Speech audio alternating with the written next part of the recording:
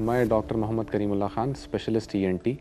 आज Manu knowledge series में आपसे बात करने वाला हूँ नाक की एलर्जी और साइनस की बीमारी के बारे में और इन दोनों के बीच में क्या फ़र्क है।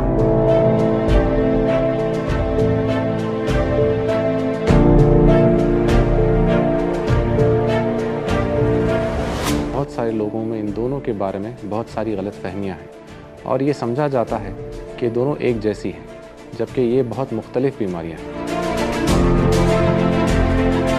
सबसे पहले बात करते हैं नाक की एलर्जी के बारे में।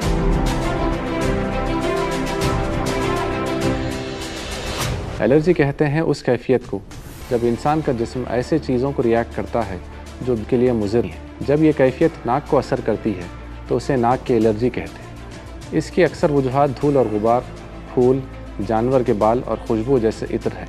इसमें मरीज़ को अचानक से नाक में गुदगुदाना, बहुत सारी छींकें आना, नाक का बंद हो जाना और नाक से पानी जाना होता है। इसके साथ आँख भी लाल हो सकते हैं और आँख से पानी भी जा सकता है। कुछ लोगों को गले में भी खुजली हो सकती है। नाक की एलर्जी कोई भी उम्र के लोगों को हो सकती है। इसका इलाज सिर्फ दवाओं से है, इसके लिए कोई ऑपरेशन नहीं है। अगर एलर्जी लंबे वक्त के लिए हो बिना इलाज के तब इसके कॉम्प्लिकेशंस हो सकते हैं, जैसे नाक में पॉलिप बन जाना या साइनस की बीमारी होना। ऐसी सूरत में ऑपरेशन की ज़रूरत हो सकती है, इसलिए एलर्जी का इलाज जल्द करना ज़रूरी है।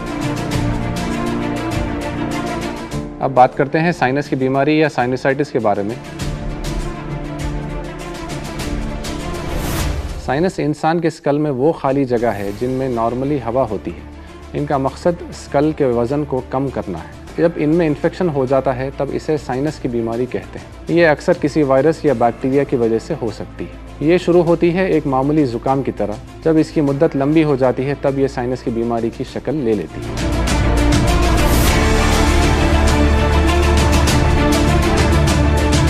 इसमें मरीज़ को बुखार, सर में दर्द या भारीपन, नाक से पीला पानी जाना और छींकें हो सकती हैं। कभी गले में दर्द और खांसी भी हो सकता है। इस बीमारी का इलाज दवाओं से या फिर ऑपरेशन से किया जाता है।